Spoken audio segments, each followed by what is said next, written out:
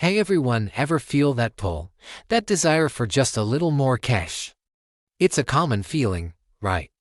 Money can definitely buy us comfort, a nice meal, a roof over our head. But have you ever stopped to think about what it could cost you?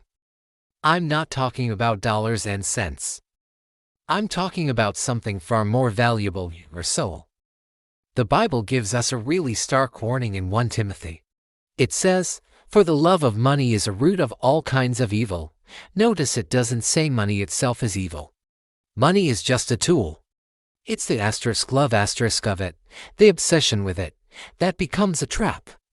When getting more money becomes your number one goal, it starts to act like a master, and slowly, it can push God out of the picture. It changes your priorities.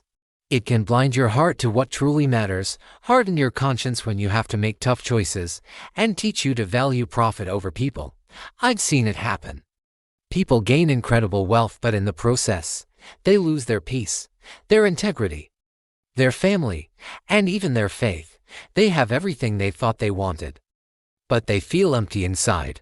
So, here's the challenge for all of us: don't chase money.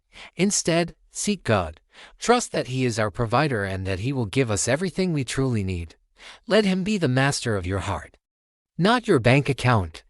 If this message resonated with you, hit that like button and follow The Beatz Breaker for more powerful, faith-filled content. Thanks for watching.